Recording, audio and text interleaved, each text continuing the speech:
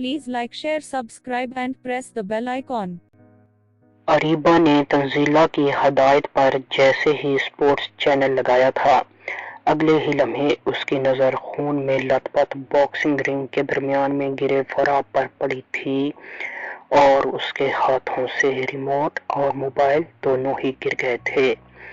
जमाद ऐसे फराब के गिर्द चक्कर लगा रहा था जैसे शेर शिकार किए गए हरन के गिर्द घूमता है। अरीबा की सांसें रुक गई थीं और वो मुंह पर हाथ रखे गायब दिमागी से स्क्रीन पर नजरें जमाए खड़ी थी। उसे कुछ समझ नहीं आ रही थी कि ये सब क्या हो रहा है। रेफरी गिनती गिनने में मशगूल था और फराब के जिस्म से खून बहकर बॉक्सिंग रिंग में फैल रहा था। रेफरी ने 5 तक काउंट किया था कि अचानक फराब के जिस्म ने हरकत की थी, मगर साफ नजर आ रहा था कि वो अपने कदमों पर खड़ा नहीं हो पाएगा और गिनती 10 तक मुकम्मल हो जाएगी। मगर हैरत अंगेज तौर पर अभी 9 काउंट ही हुए थे कि वो स्प्रिंग की तरह उछलते हुए फिर से खड़ा हो गया था। अरीबा की जैसे जान में जान आई, मगर अगले ही लम्हे उसकी परेशानी मजीद बढ़ गई। वो जो सोच रही थी कि जमात की अब खैर नहीं और अल्लाह ही उसे फराब के गुस्से और अताब से बचाए, लेकिन खड़े होने के बाद फराब मुस्कुराते हुए जमात को खुद पर इशारे से अटैक करने को कह रहा था। जमात का जबरदस्त पंच उसके बाएं जबड़े पर पड़ा था, जिससे फराब के मुंह से खून का फवारा सा फजा में उछला था। अरीबा के हलक से चीख निकली थी। जमात का दूसरा पंच उसके दाएं जबड़े पर पड़ा था और एक बार फिर खून फवार की मानिद बॉक्सिंग रिंग में फैल गया था। फराब एक बार फिर जमीन बोस हो गया था और साथ ही स्पोर्ट्स चैनल वालों ने फनी खराबी का उज़र तराशते हुए लाइव ट्रांसमिशन दिखाने से माजरत जाहिर कर ली थी। अरीबा को यकायक ही होश आया था। उसने फौरन गिरा हुआ मोबाइल उठाया था, मगर मोबाइल नीचे गिरने की वजह से टूट चुका था और इस्तेमाल के काबिल नहीं रहा था। वो पागलों की तरह रिमोट उठाकर चैनल घुमाने लगी। न्यूज और स्पोर्ट्स चैनल सभी उसने खंगाल डाले, मगर कहीं भी फराब और जमात के मुकाबले की खबर नहीं थी। वो दीवाना वार भागते हुए फोन सेट की जानिब बढ़ी और तेजी से रिसीवर उठाकर तंजीला का मोबाइल नंबर डायल करने लगी। पहली बेल पर ही कॉल रिसीव कर ली गई। हेलो तानी, ये सब क्या हो रहा है? वो हवास बाख्ता लहजे में पूछने लगी। तुमने कॉल डिस्कनेक्ट क्यों कर दी थी? तंजीला का लहजा दृश था। वो सेलफोन हाथ से गिरकर टूट गया था। तुम प्लीज बताओ ये सब क्या हो रहा है? वो मिन्नत भरे लहजे में बोली। तंजीला ने जल्दी जल्दी उसे तमाम तफसील बता दी। उस बुद्धू से कहो मेरे नजदीक उस कसम की कोई अहमियत नहीं है। मैं तो कब की ये सब भूल चुकी हूँ। वो हैरान और यकीन न आने वाले लहजे में गोया हुई। बहुत कहा है मैंने उससे, मगर वो नहीं मानता। तंजीला ने शिकस्त खुर्दा लहजे में कहा। मैंने टीवी पर उसकी हालत देखी है। वो पागल अपनी जान दे देगा। वो रूहानी लहजे में बोली। मैं क्या करूं? जमात की भी मिन्नत समाजत कर चुकी हूं कि वो मुकाबले से दस्तबरदार हो जाए, मगर वो कहता है कि मैं भी अरीबा की कसम की वजह से मजबूर हूं। क्या जमात ने तुम्हारे सर पर हाथ रखकर जानबूझकर कोई भी मैच न हारने की कसम खाई है? तंजीला ने बात करते करते अचानक पूछा। ओह मेरे खुदा, मैंने तो जमात को सिर्फ इस वजह से कसम दी थी कि अपने बॉक्सिंग मैच के दौरान वो मुझे अपनी निगाहों के सामने ना पाकर जानबूझकर मुकाबला हारने की बात कर रहा था। मुझे क्या मालूम था कि हालात कभी ये रुख भी इख्तियार कर जाएंगे। वो मलाल भरे लहजे में बोली। کچھ بھی ہو، تمہاری قسم کا نقصان فراب کو ہی اٹھانا پڑ رہا ہے، چاہے وہ قسم تم نے ضماد کو دی ہو یا خود فراب کو۔ تنزیلہ نے دکھی لہجے میں کہا، تانی پلیز کچھ کرو، اگر اسے کچھ ہو گیا تو میں کبھی بھی خود کو معاف نہیں کر پاؤں گی۔ وہ بھرائے لہجے میں بولی، جب تک تم اس کے سامنے آ کر نہیں کہو گی کہ میں نے تمہیں اپنی قسم سے آزاد کیا، وہ کسی کی بات نہیں مانے گا۔ تنزیلہ نے مغموم لہجے میں کہا، انسان کو اتنا ضدی بھی نہیں ہونا چاہیے۔ وہ جھلائے لہجے میں بولی، یہ ضد نہیں، محبت ہے، ایسی مخلص اور بے غرض محبت جس کا تم نے کبھی یقین اور اعتبار نہیں دیا۔ تنزیلہ نے کڑتے لہجے میں کہا، اب میں کیا کروں؟ اس کے لہجے میں ناسمجھی کے ساتھ ساتھ دکھ اور ملال بھی تھا۔ ٹائم ضائع کیے بغیر جلد باکسنگ کلب پہنچو، تنزیلہ نے کہا اور ساتھ ہی کال منقطع کر دی۔ وہ رسیور کو کریڈل پر رکھے بنا ہی تیزی سے بکھرے بالوں اور بغیر دوپٹے کے پورچ میں کھڑی اپنی گاڑی کی جانب بھاگی تھی۔ فراب پھرکی کی طرح گھومتا ہوا نیچے گرا تھا اور بے سدھ ہو گیا تھا، مگر چند سیکنڈ بعد ہی اس کے دماغ نے پھر سے کام کرنا شروع کر دیا تھا۔ ریفری نے 5 تک کاؤنٹ کیا تو اس نے اپنے جسم کو حرکت دی تھی۔ وہ بہت حد تک اپنے اعضاء ہلانے میں کامیاب ہو گیا تھا، مگر اس کے ساتھ ہی پورے جسم میں درد کی بے شمار ٹیسیں اٹھی تھیں۔ منہ سے کراہ نکلنے کے ساتھ ساتھ درود پاک کے الفاظ بھی نکلے تھے، اور پھر 9 کاؤنٹ ہونے پر اس نے اپنی تمام توانائیاں یکجا کی تھیں اور بے انتہا جسم میں ہوتے درد کی پرواہ کیے بغیر سپرنٹ کی طرح اچھلتا ہوا کھڑا ہو گیا تھا۔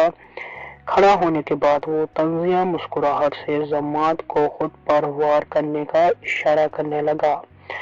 ضماد کو پہلے تو حیرت کا شوق لگا، مگر پھر فراب کے ہونٹوں پر مچلتی طنزیہ مسکراہٹ نے اس کے اندر آگ سی بھر دی اور اس نے اپنی پوری طاقت اپنے دائیں بازو میں یکجا کرتے ہوئے زبردست گھونسا فراب کے بائیں جبڑے پر رسید کیا تھا، جس سے ایک خون کا پھوارا سا فراب کے منہ سے اچھلا تھا۔ ضماد نے ترس کھائے بغیر بائیں بازو کا زوردار پنچ اس کے دائیں جبڑے پر جڑا تھا اور فراب کے منہ سے ایک بار پھر خون فوارے کی مانند نکل کر باکسنگ رنگ میں بارش سی برسا گیا تھا۔ وہ ایک بار پھر زمین بوس ہو گیا۔ ضماد کھڑا مسکرا رہا تھا، اسے مکمل یقین تھا کہ فراب اب کی بار نہیں اٹھ پائے گا۔ ریفری نے چند سیکنڈ انتظار کیا اور پھر کاؤنٹ کرنا شروع کر دیا۔ میں اور ذات زمانے بھر میں کہاں دھکے کھاتی رہوں، اس لیے تم سے استدعا اور التجا کر رہی ہوں، خدا را کچھ کرو۔ اللہ پاک کا پیدا کردہ وہ وسیلہ ڈھونڈو جس میں مشیب کے لیے شفا پوشیدہ ہے۔ میں تمہارے سامنے جھولی پھیلاتی ہوں کہ میری جھولی میں اللہ پاک کا پیدا کردہ وہ وسیلہ لا ڈالو۔ اچانک ہی فراب کے بے ہوش ذہن میں ریحانہ بیگم کے اشکبار لہجے میں کہے گئے ان الفاظ نے ارتعاش پیدا کیا تھا اور اس کا ذہن بے ہوشی سے ہوش کی وادی میں آ گیا تھا۔ نہیں، میں آپ کی جھولی کو خالی نہیں رہنے دوں گا، اپنی سانسوں سے خرید کر بھی مشیب کی سانسیں آپ کی جھولی میں بھر دوں گا۔ اے اللہ رب العزت، تو مجھے اس قابل کر دے اور اتنی توفیق اور طاقت دے کہ میں ایسا کر سکوں۔ اے میرے اللہ، تجھے تیرے پیارے حبیب محمد عربی صلی اللہ علیہ وآلہ وسلم کا واسطہ، آج مجھے میرے مقصد میں سرخرو کر دے، مجھے کامیاب کر دے۔ میں کمزور ہوں، مجبور ہوں، بے بس و لاچار ہوں، تیری خصوصی رحمت کا طلبگار ہوں، مجھ پر اے میرے اللہ کرم فرما۔ یہ دعا مانگنے کے بعد اس نے اپنی آنکھیں کھولی تھیں اور ساتھ ہی اس نے اللہ رب العزت کا شکر ادا کیا تھا کیونکہ وہ رنگ کے گرد لگی تاروں کے بالکل قریب تھا۔ وہ ذرا سا ہاتھ بڑھا کر ان تاروں کو پکڑ سکتا تھا۔ اس کا جسم اسے بالکل بھی حرکت کرنے کی اجازت نہیں دے رہا تھا، مگر اسے اٹھنا تھا، ہر حال میں اپنے قدموں پر کھڑے ہونا تھا۔ اس نے ہاتھ بڑھا کر تار کو پکڑا اور ساتھ ہی جسم کو حرکت دیتے ہوئے کھڑا ہونے کی کوشش کرنے لگا۔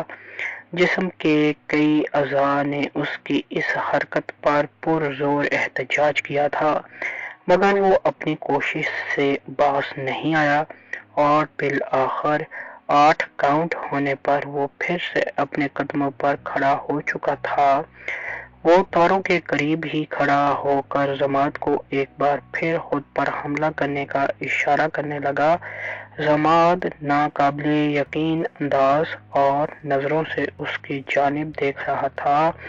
اسے یقین نہیں آ رہا تھا کہ کوئی شخص اتنا بھی سخت جان ہو سکتا ہے، اور پھر ضماد غصے سے بھرا ہوا بہت تیزی سے اس کی جانب بڑھا تھا۔ فراب ادکھلی آنکھوں سے نڈھال سی کیفیت میں اسے اپنی جانب آتے دیکھ رہا تھا۔ ضماد نے اب کی بار فضا میں جمپ لیتے ہوئے اڑتے ہوئے شاہین کی مانند پوری قوت سے اس کی پیشانی پر گھونسا رسید کرنا چاہا تھا۔ فراب کی نے مردہ سی کیفیت کے پیش نظر اسے پورا یقین تھا کہ وہ اپنے مقصد میں کامیاب ہو جائے گا، مگر انتہائی آخری لمحات میں فراب کے جسم میں بجلی سی کوندی اور وہ ایک طرف ہٹ گیا۔ ضماد منہ کے بل تاروں پر آ کر گرا تھا اور پھر تاروں کی لچک کی وجہ سے کئی فٹ اوپر فضا میں بلند ہونے کے بعد رنگ میں آ کر گرا تھا۔ اسے بہت گہری چوٹ آئی تھی۔ اس کی ناک اور منہ سے خون بہنے لگا تھا، مگر وہ بھی ہار ماننے کو تیار نہیں تھا۔ گرتے پڑتے 9 کاؤنٹ ہونے پر وہ اپنے قدموں پر اٹھ کھڑا ہوا تھا۔ فراب نے بے اختیار گہرا ہنکارا بھرا تھا۔ موت اس پر آہستہ آہستہ اپنے سیاہ پر پھیلا رہی تھی اور وہ اپنی تمام قوتیں اور توانائیاں صرف کر کے موت کو شکست دینے کی کوشش کر رہا تھا، مگر لگتا تھا کہ ضماد اس کی ہر کوشش کو ناکام بنانے پر تلا ہوا تھا۔ ضماد نے اٹھنے کے بعد ایک زبردست پنچ اس کے چہرے پر رسید کیا تھا، مگر وہ بہت خوبصورتی سے اپنے دونوں ہاتھ چہرے کے سامنے رکھتے ہوئے اس کا وار بلاک کر گیا تھا۔ ضماد نے ایک اور وار اس کے چہرے پر کیا، مگر وہ بھی بے فائدہ رہا کیونکہ فراب اپنے چہرے کو ہاتھوں میں پہنے ہوئے باکسنگ گلوز سے مکمل طور پر ڈھانپے ہوئے تھا۔ ضماد نے اس کے چہرے پر کامیاب وار نہ ہوتے پا کر جھنجھلا کر اس کے پیٹ اور سینے پر پنچوں کی بارش کرنا شروع کر دی تھی۔ فراب کو اس کے پنچوں سے دھکا سا لگا تھا اور وہ پیچھے رنگ کی تاروں کے ساتھ جا لگا تھا۔ اس کے پیٹ اور پسلیوں میں درد کی کئی ٹیسیں اٹھی تھیں اور اس کا تکلیف کے باعث بے اختیار زمین پر لوٹ پوٹ ہونے کو دل چاہ رہا تھا۔ وہ جانتا تھا کہ اگر وہ گر گیا تو اٹھ نہیں پائے گا۔ اسے موت منظور تھی، مگر ہار نہیں۔ اس لیے اس نے مرنے کی ٹھانی اور رنگ کی تاروں میں اپنے دونوں بازو پھنسا کر کھڑا ہو گیا۔ اسی پل اس کی آنکھوں کے سامنے اریبہ کا چہرہ آیا، جو اسے خون میں لت پت دیکھ کر کھڑی مسکرا رہی تھی اور ساتھ ہی اسے سونی اپنے بازو پھیلائے اپنی طرف بلاتی نظر آئی۔ سونو جانی، میں تمہارے پاس آ رہا ہوں، بس چند منٹوں کی دوری ہے۔ وہ مسکراتا ہوا خیالوں میں آئی سونی کے سراپے سے مخاطب تھا۔ ضماد کو اس کی مسکراہٹ زہر لگی تھی اور وہ دیوانہ وار اس پر پے در پے پنچ برسانے لگا۔ فراب تاروں میں اپنے بازو پھنسائے ہوئے ہونے کی وجہ سے گر نہیں رہا تھا اور ضماد جی بھر کر اپنے من چاہے انداز میں اس پر اپنا غصہ اور قہر نکال رہا تھا۔ فراب کا پورا بدن خون میں نہا گیا تھا اور رنگ میں بھی جگہ جگہ خون بکھرا ہوا تھا۔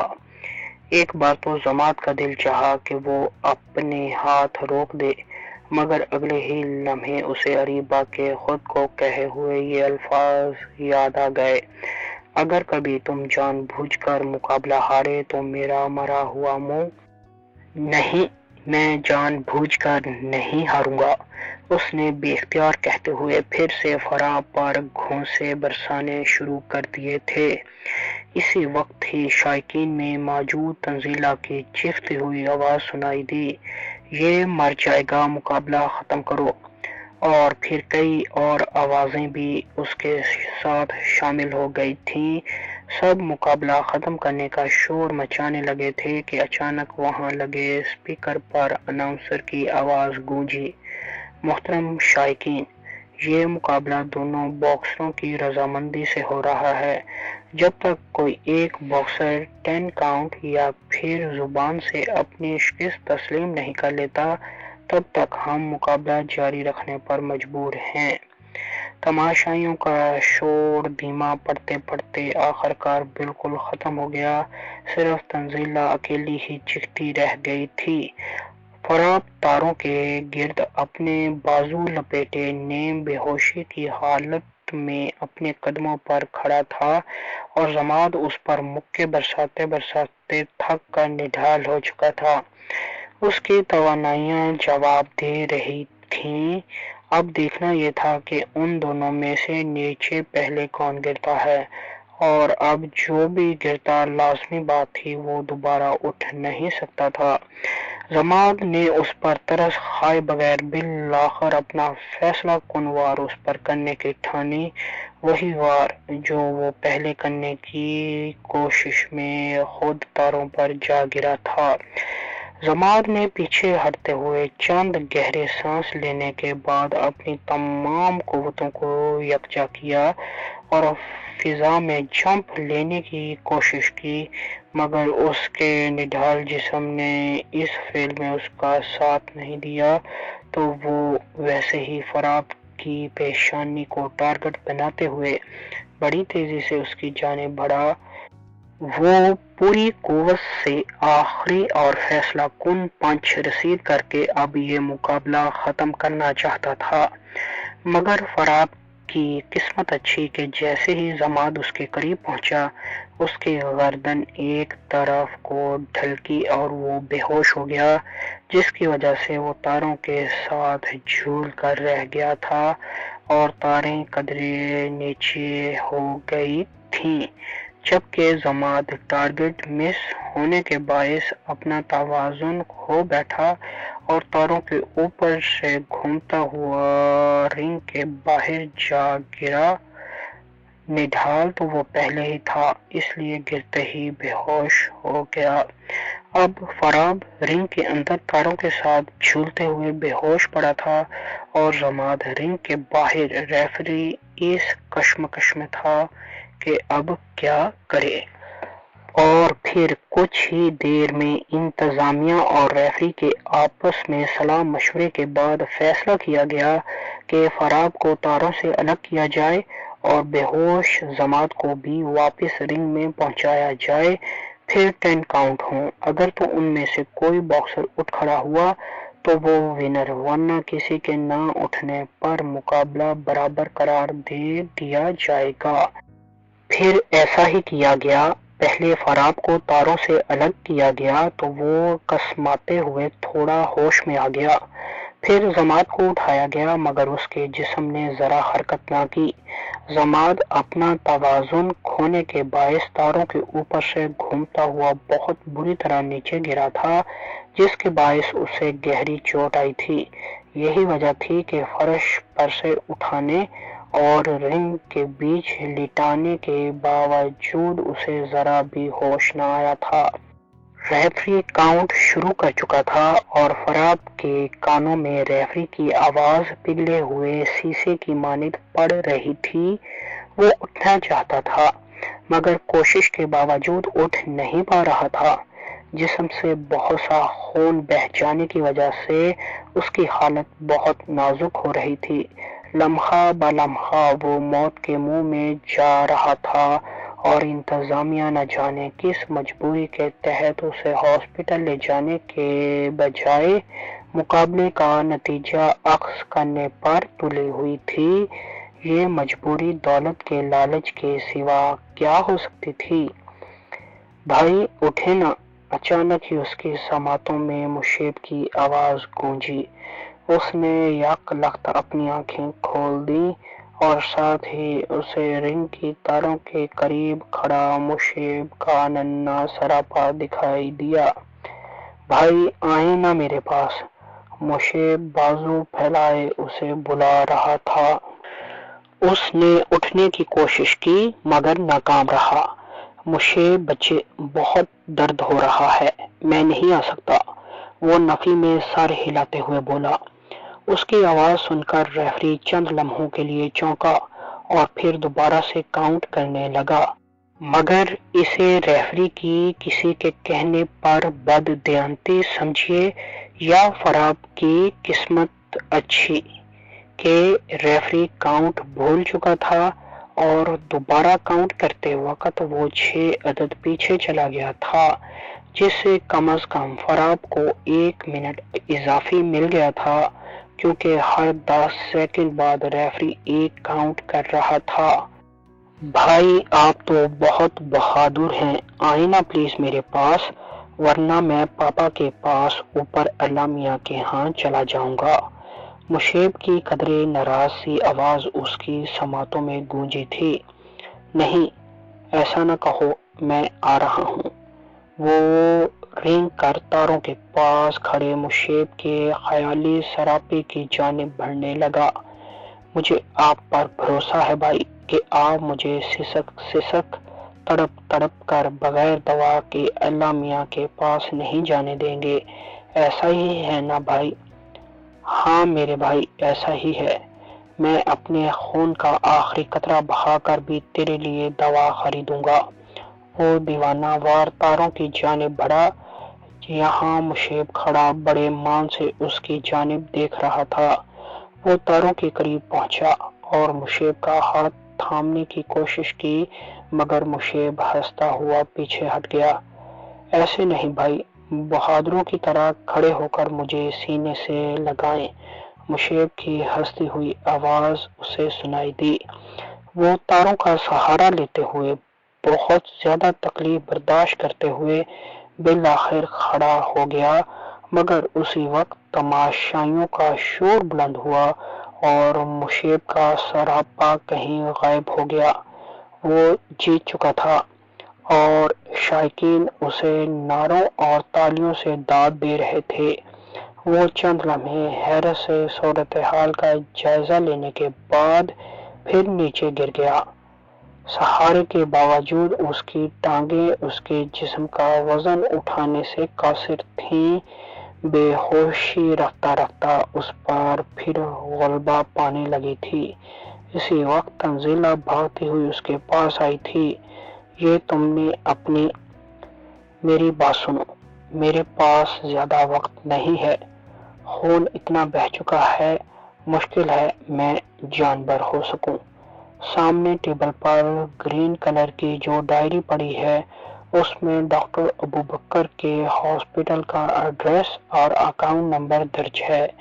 تم پلیز لازماً یہاں کی انتظامیہ سے میری انعامی رقم حاصل کر کے اس اکاؤنٹ میں ٹرانسفر کروا دینا۔ اور ہاں، ڈائری میں میں نے کچھ اور بھی تحریر کیا ہے، اسے میری آخری خواہش سمجھنا اور میری آخری خواہش کا ہر صورت میں مان رکھنا۔ تنزیلہ کی بات کاٹتے ہوئے اس نے یہ سب بہت نقاہت کے عالم میں کہا تھا، پھر وہ بے ہوش ہو گیا تھا۔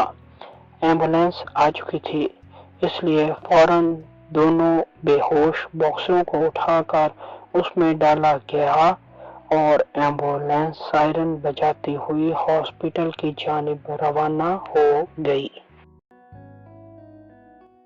अरीबा तूफानी अंदाज में और कई सिग्नल तोड़ती हुई बॉक्सिंग क्लब पहुंची थी।